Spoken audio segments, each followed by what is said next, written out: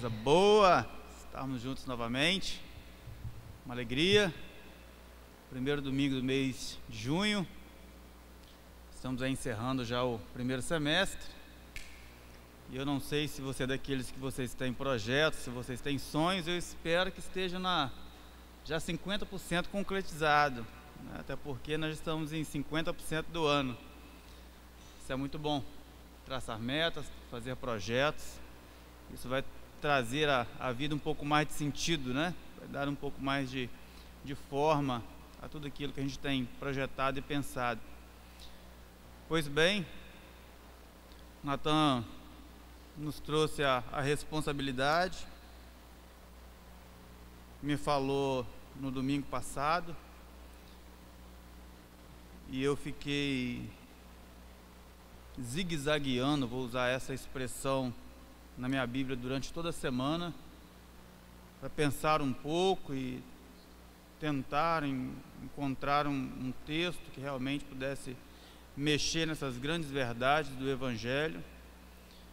E eu fui muito surpreendido pelo irmão Saulo na quinta-feira. Fez uma boa exposição e eu guardei algumas coisas ali. Eu falei bem assim, aqui eu já tenho um gancho, era o que eu precisava de uma frase de início, para poder ter pelo menos um gatilho, um start na minha mente. Quando o irmão Saulo disse que o Senhor ele não se fez anjo para resgatar anjos caídos, mas se fez homem para resgatar homens perdidos, eu falei assim, era isso que eu precisava, era esse o caminho que eu precisava. E eu então, olhando para alguns textos e pensando em algumas coisas e trazer também um pouco de motivação e um pouco também de conforto para as nossas almas, poder lembrar que essas verdades são as verdades que nos movem, as verdades realmente que nos colocam de pé, mediante também as circunstâncias que por muitas das vezes adversas a qual nós nos encontramos. E eu sou daqueles que eu não sou do evangelho da autoajuda, eu não sou do evangelho que te motiva a uma vida simplesmente terrena, mas eu sou de um evangelho que te coloca o propósito de olhar para o céu, olhar para o alto, porque realmente toda a nossa esperança está voltada aos céus. E eu convido você nessa manhã a abrir a primeira carta de Pedro.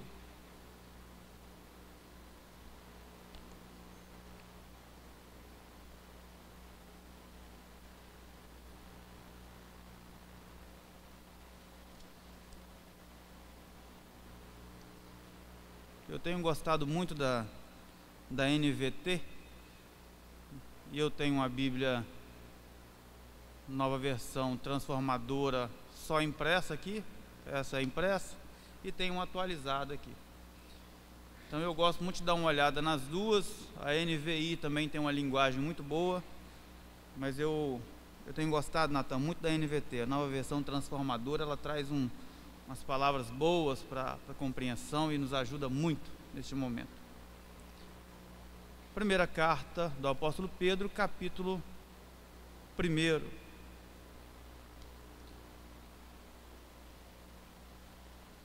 Nós vamos olhar nosso texto a partir do verso 3, só dar aí uma conferida, mas eu só quero ler o primeiro verso para a gente abrir então o nosso momento de introdução. Todos? Assim diz o texto: todo louvor seja a Deus, o Pai do nosso Senhor Jesus Cristo, por sua grande misericórdia. Ele nos fez nascer de novo, por meio da ressurreição de Jesus Cristo dentre os mortos. Agora temos uma viva esperança, verso 4, e uma esperança irrepreensível, pura e imaculada, que não muda e nem se deteriora, guardada para vocês no céu. Somente até aqui. Por se tratar de uma escola, se eu fosse perguntar a você cerca de que ano essa carta foi escrita, até porque o autor nós já conhecemos, é o apóstolo Pedro. Mas se eu fosse também perguntar a você em que contexto essa carta foi escrita, isso talvez vai poder imaginar e trazer à nossa memória muitas coisas e por que Pedro vai tratar de alguns assuntos aqui. Alguns defendem que Pedro morre no ano 62. Outros, por sua vez, defendem a morte de Pedro no ano 67. E nesse paralelo de 5 anos que não se sabe ainda, não se foi definido quem está certo e quem está errado, eu apenas como um simples estudioso gosto de não optar quem está certo ou quem está errado. Mas uma coisa fica muito clara de onde Pedro escreve, tanto a primeira como a segunda carta de Pedro. Quando Pedro cita que ele escreve da Babilônia, isso era um termo também para Roma. Ele está em Roma. Gosto também de pensar na conclusão de Pedro não ter sido morto no ano 62, porque no ano 60 e 61 ou até 62, quem está em Roma preso é Paulo. E Paulo nunca fez uma citação nas suas cartas do nome de Pedro. Então, possivelmente, Pedro não estivera em Roma naquele momento do ano 62. Isso traz um pouco mais de ênfase de Pedro estar em Roma a partir daí. A partir do ano 63, Paulo é solto, continua o seu ministério. Ano 64, o grande incêndio de Roma, do dia 17 de julho até o dia 24 de julho de 64. Roma é tomada por fogo, de um fogo não acidental, mas um fogo proposital do imperador Nero. Nero, com o seu astuto desejo de fazer de Roma uma cidade pomposa, não tendo o apoio do Senado, ele consigo pensou: eu coloco fogo em Roma e depois vou reconstruir uma bela cidade, assim como ele queria. Essa é a história contada. Mas no meio de tudo isso, das 14 cidades de Roma, 10 são totalmente devastadas pelo fogo. 4 cidades sobram, e se você crê em coincidência, eu não, mas essas quatro cidades são as que são de maior população de cristãos. Nero então tem um álibi de colocar a culpa nos cristãos pelo fogo de Roma. Com isso, a culpa se volta a Paulo, o líder do cristianismo, principalmente o cristianismo dentre os gentios. E se começa então uma grande perseguição. Dentre ela, o ápice no ano 70 da inauguração do Coliseu, 100 dias de festa e milhares de cristãos sendo mortos e devastados na arena. Pedro tem um intento, uma intenção, porque agora o verso 1 vai dizer que eu, Pedro, apóstolo de Cristo Jesus, escrevo essas cartas aos escolhidos que vivem estrangeiros nas províncias de Ponto, Galácia, Capadócia, Ásia e Bitínia. Que região? Região da Galácia. Paulo começa o seu ministério pela Galácia, Antioquia, não Antioquia da Síria, mas Antioquia da Psídia, onde você vai ver o nome de Listra, Derbe, Icônio e Antioquia. Mas aqui, Paulo, quando Pedro está falando, ele está falando agora a região da Galácia do Norte. É por isso que ele cita a Capadócia, é por isso também que ele cita a Ásia, e entre Ásia Maior, Ásia Menor. Ele está escrevendo agora para todos os crentes, tanto os judeus convertidos ao cristianismo, tanto também para gentios que foram alcançados pelo Evangelho, que estão sofrendo uma ardente perseguição. E agora Pedro, ao escrever essa carta a esses irmãos, eu não sei se você entende o termo, mas primeira e segunda carta de Pedro tem por nome de uma carta católica. Por que católica? Uma carta universal, porque o nome católica dá sentido, dá sinônimo ao nome universal.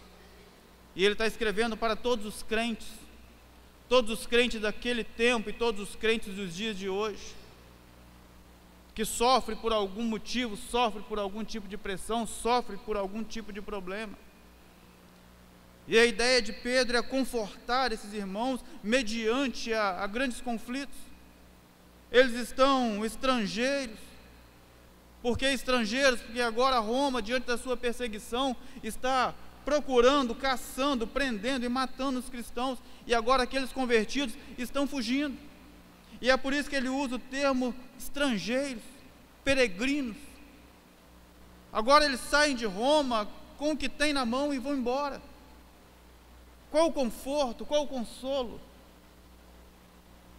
Por muitas vezes você vai voltar à sua memória diante de um grande caos, quando a Venezuela estava passando por uma grande crise e as pessoas saíam da Venezuela simplesmente com seus filhos, algumas malas, alguns mantimentos e vinham para o Brasil.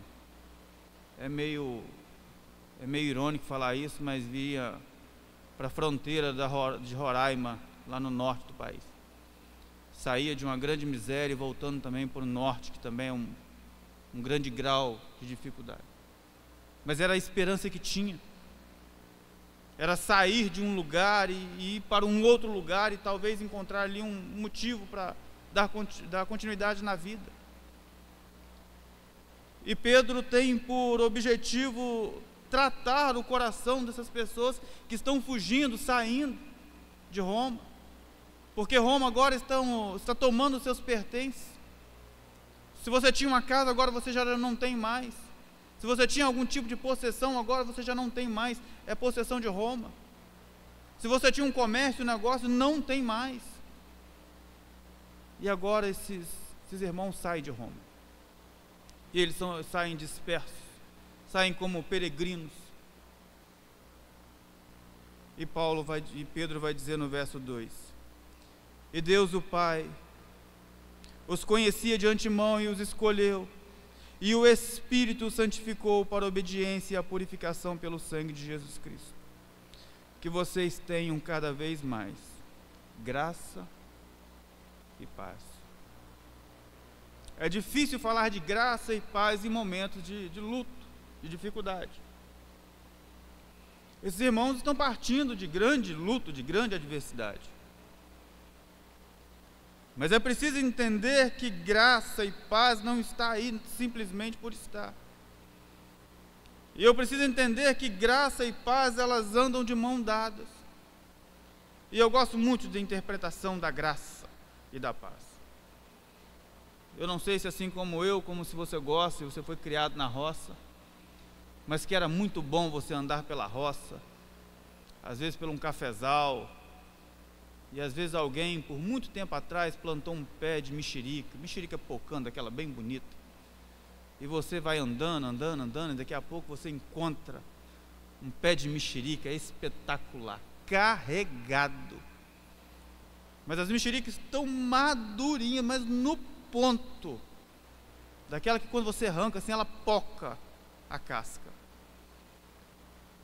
e você então colhe algumas dessas mexericas, assenta ali naquele local, descasca umas mexericas e pode saborear daquele fruto. Você sabe o que é graça? É quando você não consegue compreender com toda a claridade que ainda nos falta. É de quem plantou, de quem regrou, de quem fez crescer, mas você pode se desfrutar dos frutos que a graça pode te dar, que é paz.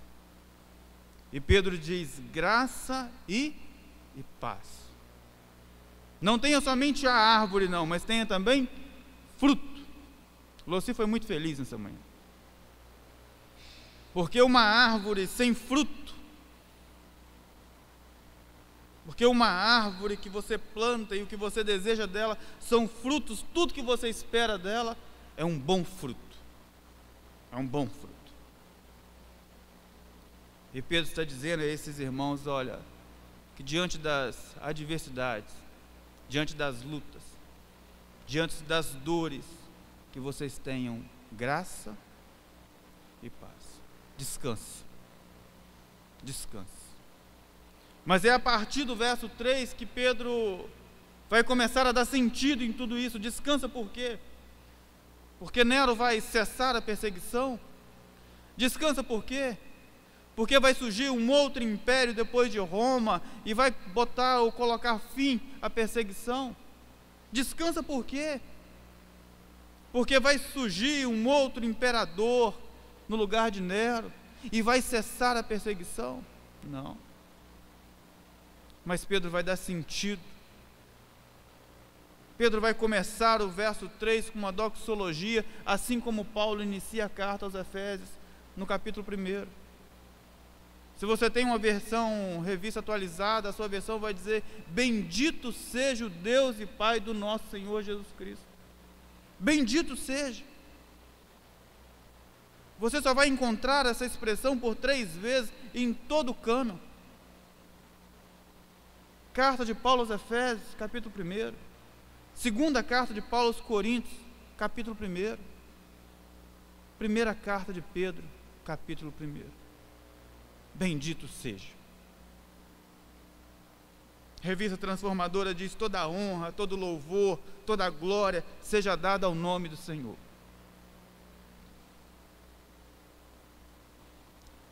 Se fosse o salmista dizendo, ele iria dizer: olha, todos vós adore ao Senhor. Que todo homem da terra adore ao Senhor. Que toda a criação, toda a criatura adore o nome do Senhor. Por quê, Pedro? Todo louvor seja a Deus, o Pai do nosso Senhor Jesus Cristo, por sua grande misericórdia. Grande misericórdia. Diz o profeta Miqueias, capítulo 7, a partir do verso 17, que o Senhor, o nosso Deus, o nosso Pai, Ele tem prazer em perdoar. Ele não retém a sua ira eternamente. Pelo contrário, Ele é benigno, Ele é misericordioso. Ele pega os nossos pecados e os lança nas profundezas do mar. E não se esquece jamais, ou não se lembra jamais.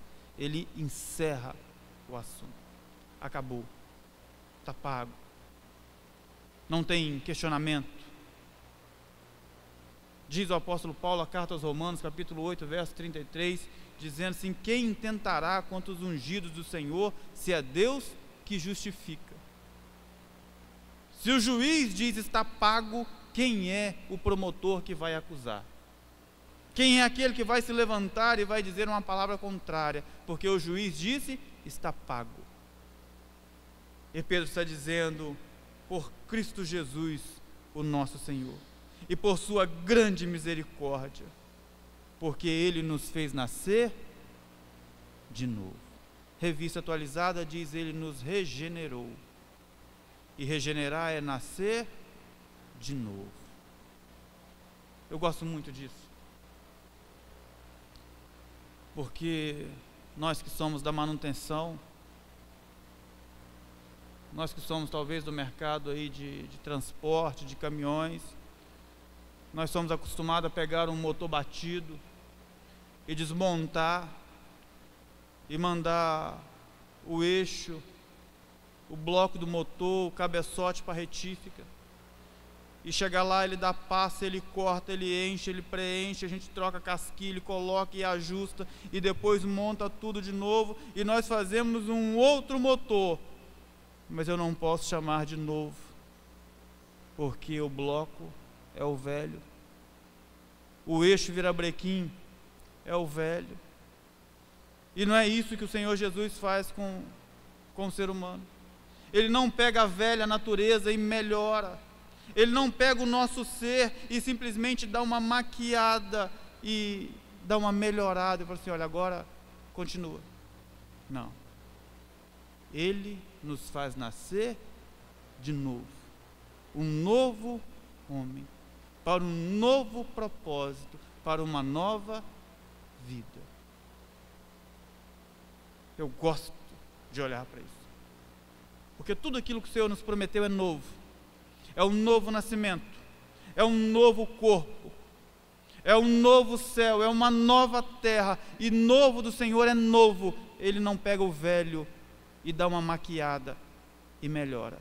É novo. Novo é novo. E Pedro então vai continuar dizendo: Ele te fez nascer de novo, por meio da ressurreição de Cristo Jesus dentre os mortos. Ele vai dizer: agora, neste tempo, temos uma viva esperança. Eu quero chamar um pouco a sua atenção sobre isso. E eu quero trazer a sua memória, a sua mente para Lucas capítulo 7. Quando ali o texto vai falar de um certo eunuco. Um eunuco etíope, um maioral, um homem de muito respeito, da rainha de Candace. E a Bíblia vai dizer que esse homem sai da Etiópia para Jerusalém. São 2.500 quilômetros em uma charrete, ou uma carruagem, ou uma diligência. E ele vai com um propósito: adorar o Senhor em Jerusalém. Ele está indo. E ele sai 2.500 quilômetros, apenas com um propósito. E eu fico talvez lembrando desse homem, pensando consigo mesmo: quando eu chegar em Jerusalém, quando eu puder entrar no templo, a primeira coisa que eu vou fazer é adentrar no tanque de Mikvé, me banhar, me purificar, me lavar nas águas daquele templo e poder oferecer um sacrifício ao Senhor. Vou comprar então um cordeiro, um novilho, segundo todos os preceitos que foram ensinados, e vou oferecer um sacrifício ao Senhor. Eu vou poder adorar o Senhor. E ele está indo com toda expectativa. E ele está indo cheio de projetos, ele está indo cheio de planos, com a sua mente borbulhando de tantas coisas que ele desejava fazer. E a Bíblia vai dizer então que ele chega lá em Jerusalém. Mas ele tem um certo empecilho contra ele. E a lei era contra o eunuco. Diz Deuteronômio capítulo 23, verso 1, que os eunucos não poderiam fazer parte da congregação dos santos. E quando esse homem talvez chega ali, com toda boa intenção, com seu coração sedento a prestar uma adoração ao Senhor, esse homem é impedido pela lei. Ele é um eunuco. E ele tem um defeito. Ele não é perfeito. E se ele não é perfeito, ele não pode adentrar no templo. Chama a minha atenção. Porque quando o anjo vai falar a Filipe, e vai dizer para ele da seguinte forma: olha, ô Filipe, você desce para a estrada de Gaza, e você vai encontrar um eunuco, e ele está voltando de Jerusalém. Porque quando ele foi, ele estava indo com grande expectativa. E agora ele está voltando de Jerusalém. Como é que ele está? Entristecido. Porque todos os seus projetos, todos os seus planos foram interrompidos por algo que ele carregava em si. Uma marca que ele tinha, um peso que ele tinha. Ele era um eunuco. Ele tinha defeito. Não era um homem completo. Talvez eu tivera o seu órgão genital ou cortado, ou talvez esmagado. O fato é que ele não poderia adentrar no templo. Se ele fosse talvez um convertido ao judaísmo, ele seria chamado de prosélito da porta, porque mesmo assim mesmo sendo um prosélito, convertido ao judaísmo, por ser imperfeito, ele não poderia adentrar no templo. E agora o anjo vai falar: Filipe, ô Filipe, desce lá e vai de frente, vai de caminho, vai lá que você vai encontrar esse eunuco, e ele está voltando de Jerusalém. Se eu puder abrir um parênteses, eu iria dizer: com seu coração sangrando, com seu coração em pedaços, com a sua mente deturpada. Mas vai lá, Filipe, vai lá e fala para ele que talvez se o sonho da vida dele seria adentrar dentro do templo e se banhar e se purificar nas águas do tanque de Mequivé. Vai lá, Filipe, vai lá e mostra para ele a fonte da água viva. Vai lá, Filipe, e fala para ele que agora ele pode se banhar em uma outra água, e uma água que jorra por toda a eternidade, e ela não tem fim, e essa água se chama Cristo Jesus. Ô Filipe, vai lá, porque se todo o seu intento seria comprar um novilho, preparar um novilho, escolher um belo novilho, e assim sacrificar esse novilho, esse cordeiro, em homenagem ou em aspersão dos seus pecados, vai lá, Filipe, e mostra para ele quem é o verdadeiro Cordeiro de Deus que tira o pecado do mundo. Vai lá, Filipe, desce lá e explica para ele, conversa com ele. E Filipe vai, esse homem se converte, é batizado, e tanto na cidade de Samaria, como com a vida do eunuco, o texto se encerra da mesma forma: e houve grande júbilo, grande alegria. Pedro tem muita razão em dizer: bendito seja o Deus e Pai do nosso Senhor Jesus Cristo. Toda a honra e todo louvor seja realmente dada ao nome da pessoa bendita de Cristo Jesus, o nosso Senhor. Porque foi Ele que nos regenerou. E agora nós temos uma viva esperança. Mas Ele vai dizer que essa esperança é irrepreensível. Se fosse Paulo escrevendo, ele iria dizer incorruptível. São sinônimos, mesma palavra.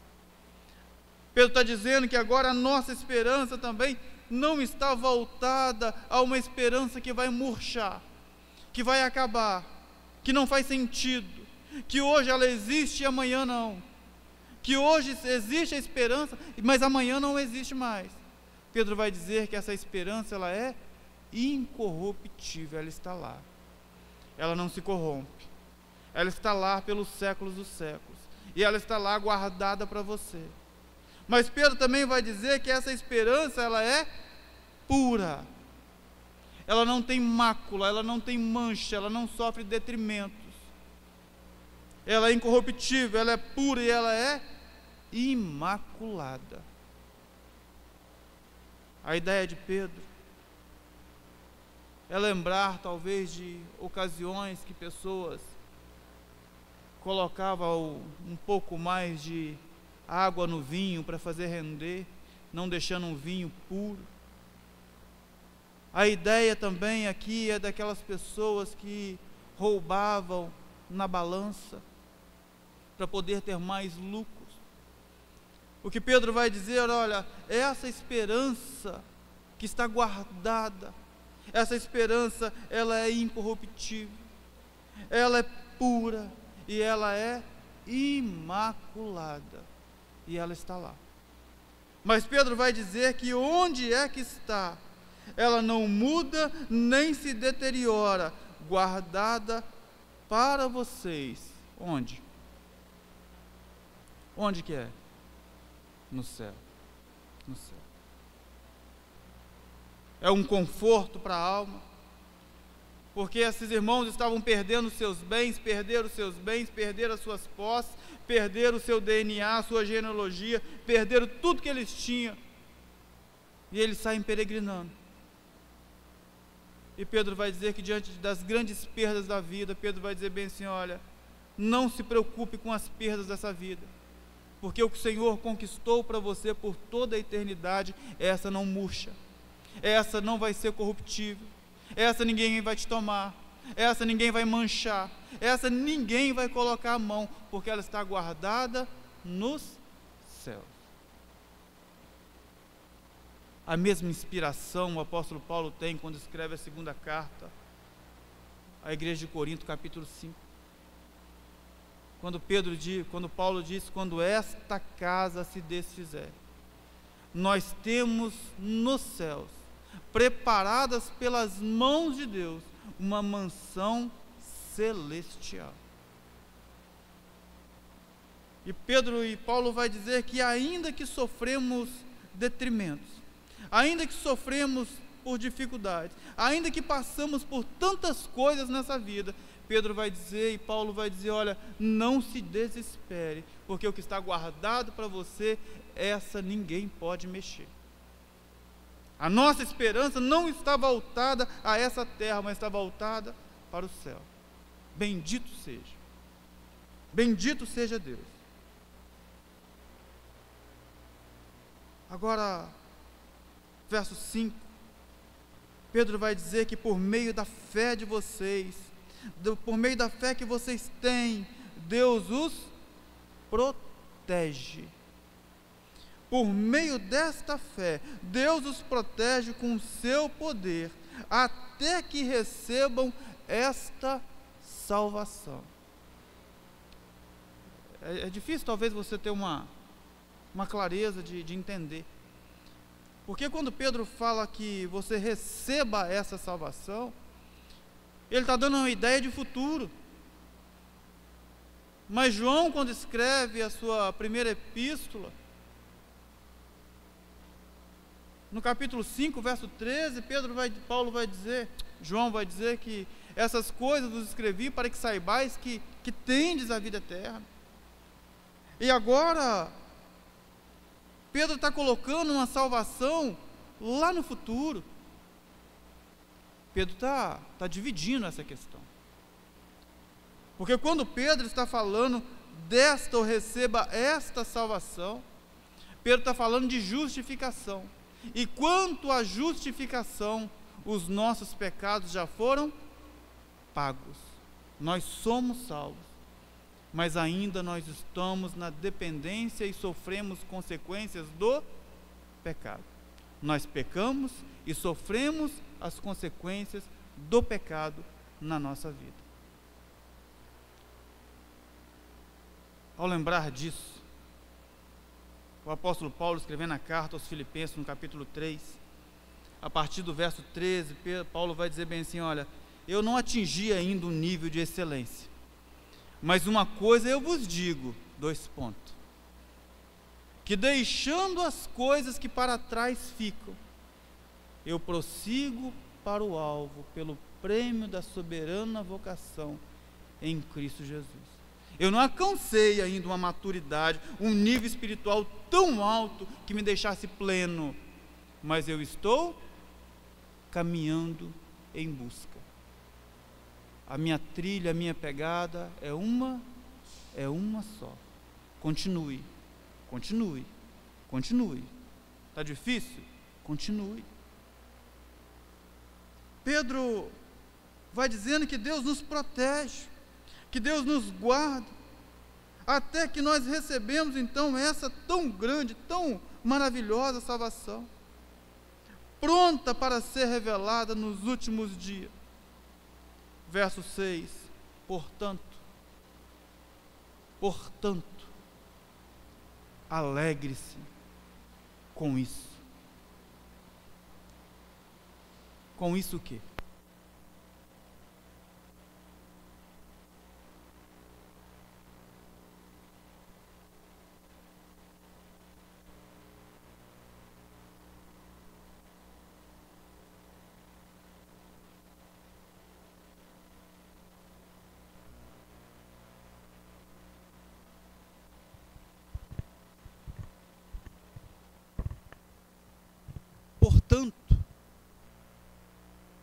portanto, alegre-se com isso.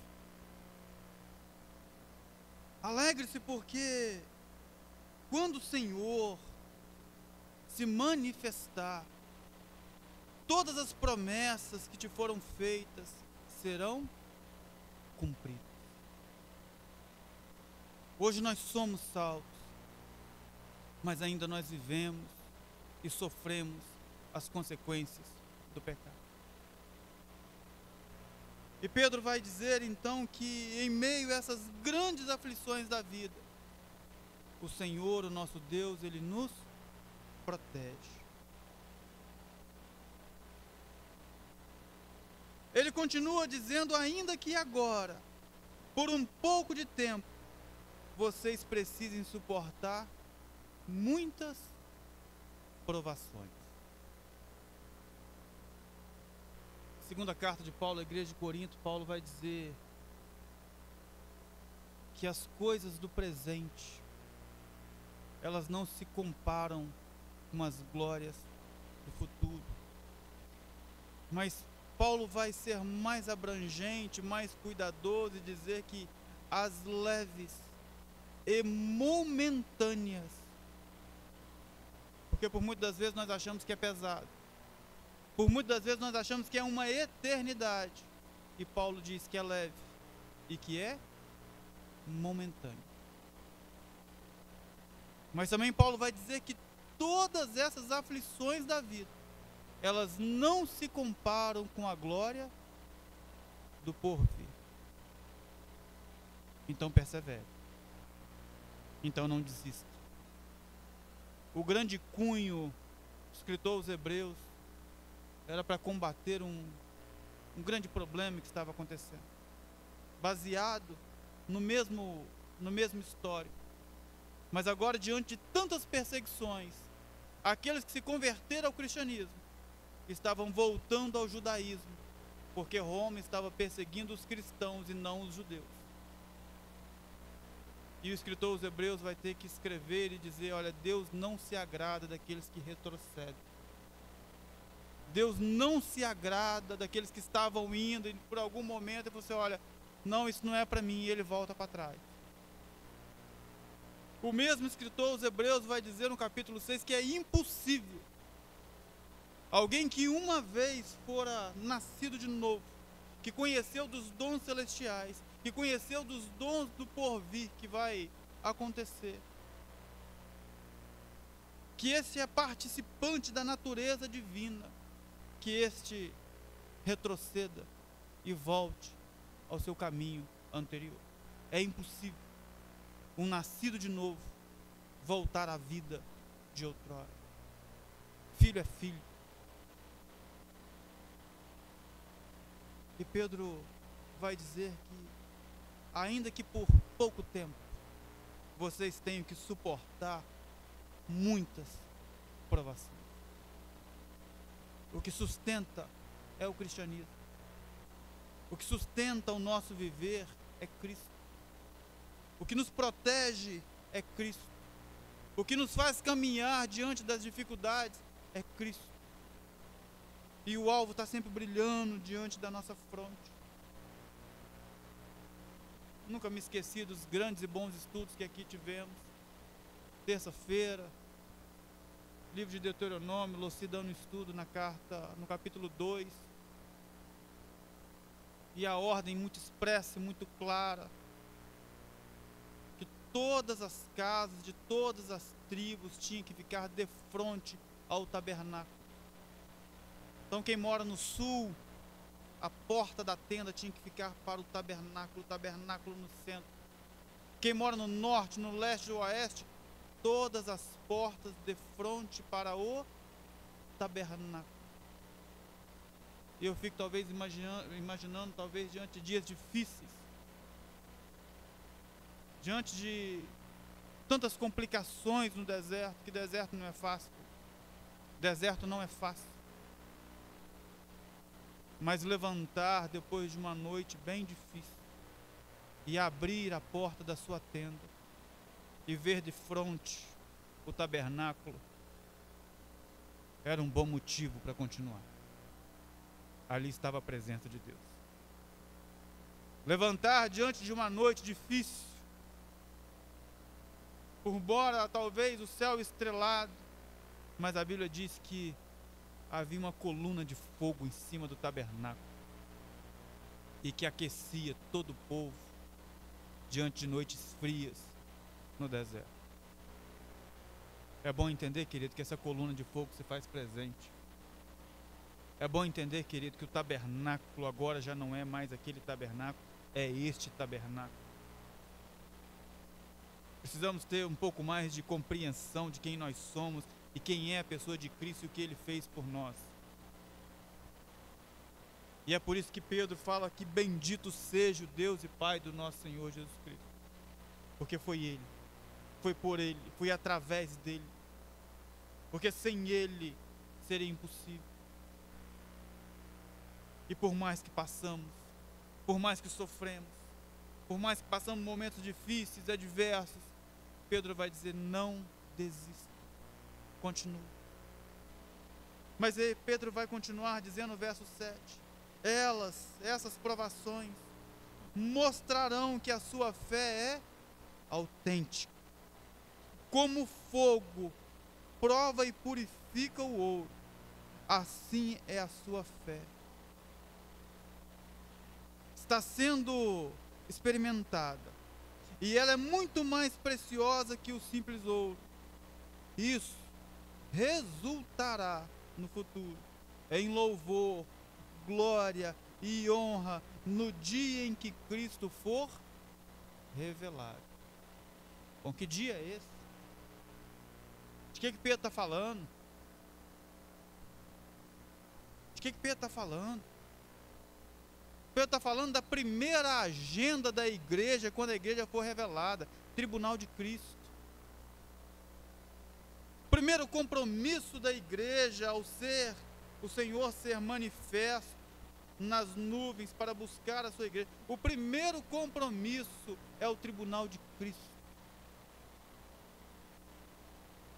Quando Tiago, capítulo 1, verso 12, vai dizer: bem-aventurado o homem que suporta com perseverança a provação, porque depois de ter sido aprovado, não é sofrer provação, é sofrer e ser aprovado diante das provações.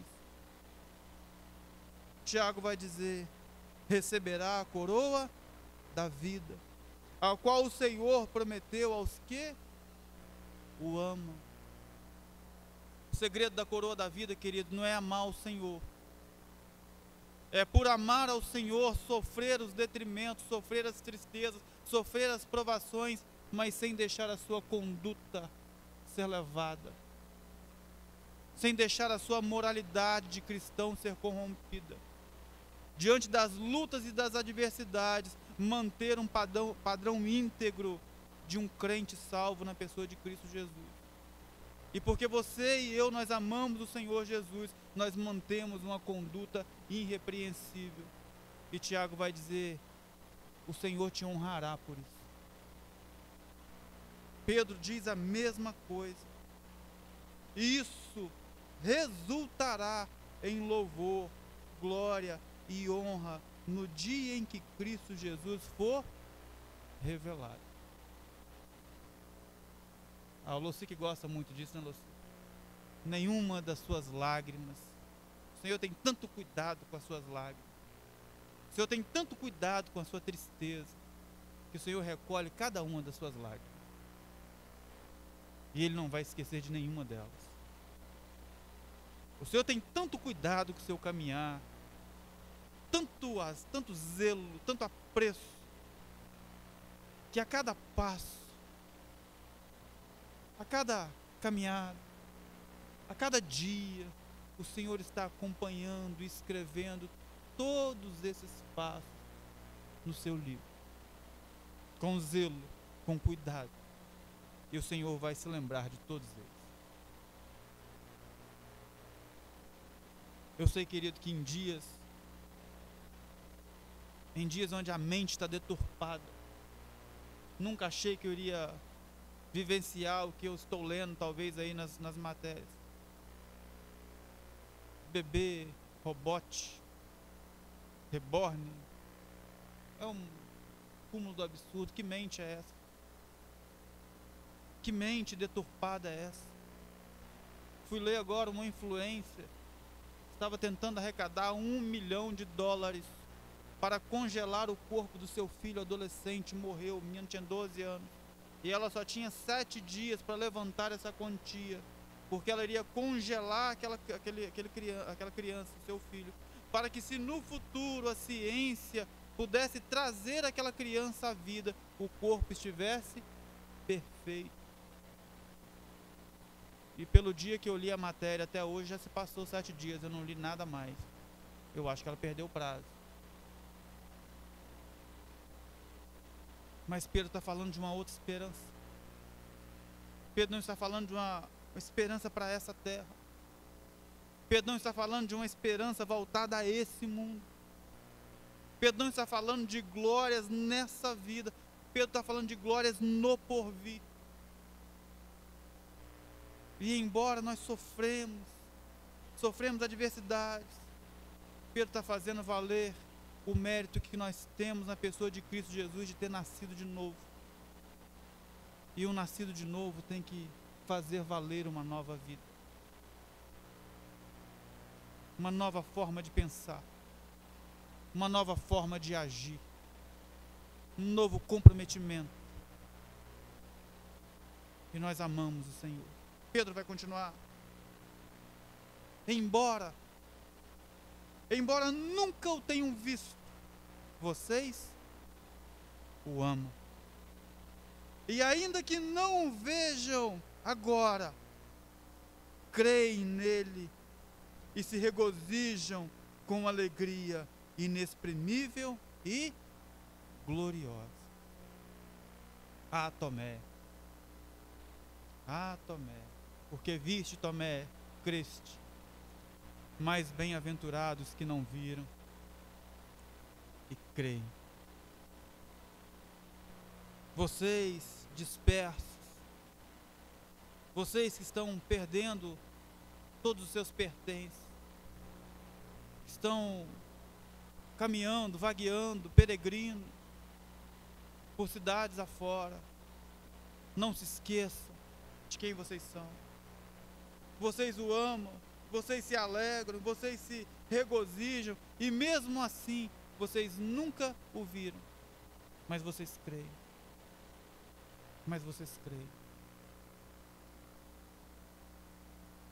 Pois estão alcançando o alvo da vossa fé, a sua salvação. Verso 10. Até mesmo os profetas queriam saber mais sobre essa salvação e investigaram a respeito, quando proferiram ou profetizaram acerca da graça preparada para vocês. Quando eu li esse verso, eu me lembrava de Isaías, capítulo 55 do profeta Isaías. Ó vós que tem sede, vinde e comam e bebam. Por quê? Por que vocês têm gastado o vosso dinheiro com aquilo que não é pão? E por que você tem gastado do suor do seu rosto, daquilo que não te satisfaz? Chegou o tempo da graça, momento oportuno de viver o melhor momento que o homem poderia viver nessa terra, poder ter a mais bela expressão de saber o que é o Espírito Santo morar dentro de você.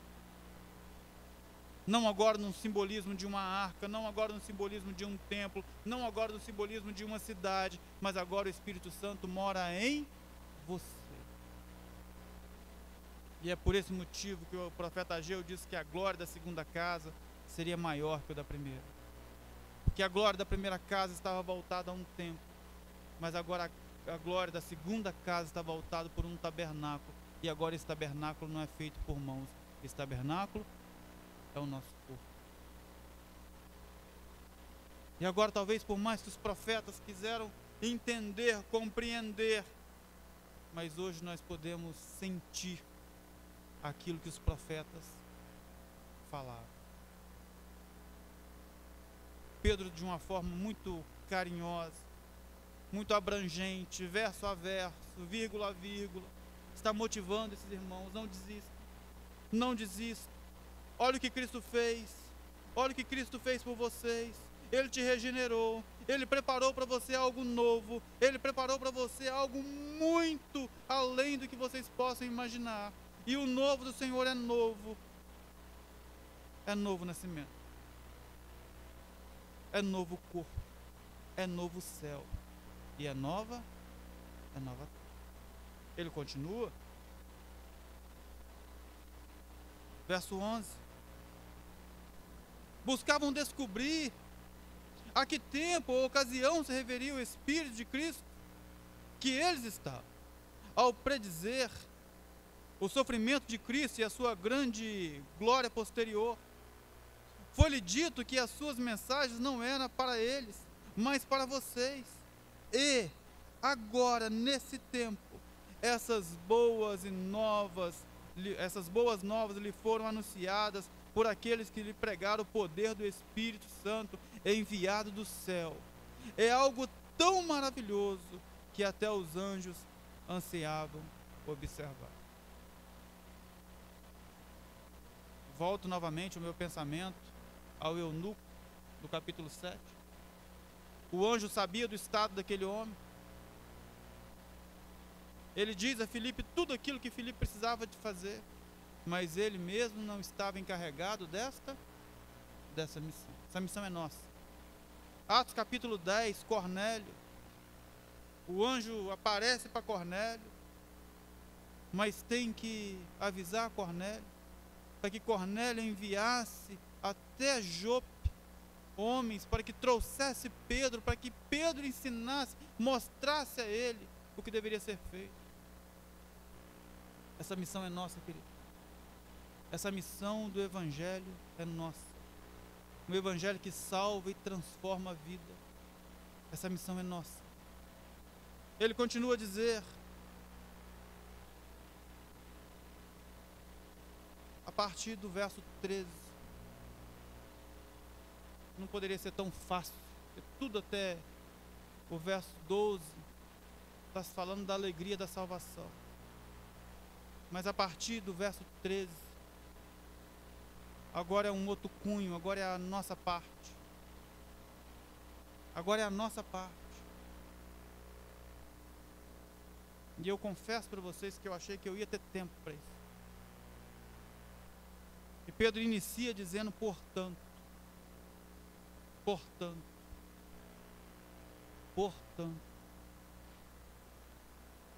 já que Cristo mudou o seu viver, já que Cristo transformou a sua história, já que por meio de Cristo o seu nome foi escrito no livro da vida, já que por Cristo agora você é um cidadão do céu, já que por Cristo agora você tem as bem-aventuranças brilhando nos seus olhos, já que por Cristo agora você tem um nome escrito onde ninguém jamais pode tirar. Pedro vai dizer, portanto, preparem a sua mente para uma ação e exercitem o autocontrole. É legal, né? Preparem seu coração, as suas mãos, suas pernas, a sua mente. Prepara ela, blinda ela, cerca ela de tudo, E Paulo vai dizer, se você tem que pensar em alguma coisa, pensa naquilo que é puro. Se você tem que pensar em alguma coisa, pensa naquilo que é amável. Você tem que pensar em alguma coisa, pensa naquilo que é de boa fama. E Paulo vai dizer que se existe nisso algum valor, se existe nisso alguma motivação, Paulo vai dizer, nisso tu pensai. Não gaste a sua mente se desviando dos caminhos do Senhor. Prepare a sua mente. Guarde a sua mente. Coloque a sua mente no lugar onde ela deve estar. E Pedro vai dizer, para a ação, porque uma coisa é pensar, outra coisa é agir, fazer. E ele vai dizer, e exercitem o autocontrole. Como é que você é? Como é que você é no fazer, no agir? Você é controlado? Você é moderado? É bacana quando Paulo escreve a carta aos Colossenses, vai dizer que seja a vossa língua temperada com sal. E temperar é salgado? Não. É sem sal? Não. Temperado é no ponto certo. Pedro vai dizer, preparem a sua mente para a ação e exercitem o autocontrole. Depositem toda a sua esperança na graça que receberão de Jesus Cristo, quando Ele for revelado. Sejam filhos obedientes. Não voltem aos seus antigos modos de viver, quando vocês se satisfaziam pelos próprios desejos e viviam na ignorância. Não retroceda. Não volte atrás. Não desista. Continue. Agora, porém, sejam santos em tudo que fizerem, como é santo aquele que os chamou. E aí, Pedro então vai citar Levítico. Pois as Escrituras dizem, sejam santos, porque eu sou santo. Até porque a Bíblia que os judeus e os gentios tinham naquela época era somente o Pentateuco. E essa expressão você vai ver por dezenas de vezes em Levítico, Deuteronômio, em Números. Sede santo, porque eu sou santo. Um evangelho que mantém as suas raízes. Um evangelho que mantém o centro da sua alma, o centro do seu juízo em perfeição. Um evangelho que te mantém, às vezes, por mais que os momentos sejam duros e difíceis, mas ele te mantém de pé, com os olhos brilhando, sabendo que as leves e momentâneas tribulações que passamos nessa vida, elas não se comparam com a glória do porvir. E a cada dia que passa, esse dia está mais perto. A cada minuto que passa, esse momento está mais perto. E eu termino assim como Pedro começou. Bendito seja o Deus e Pai do nosso Senhor Jesus Cristo. Bendito seja.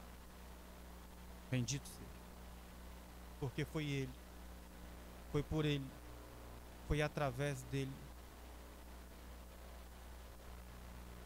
Se aqui nós estamos, toda a honra e todo louvor seja dado a Ele, pelos séculos dos séculos.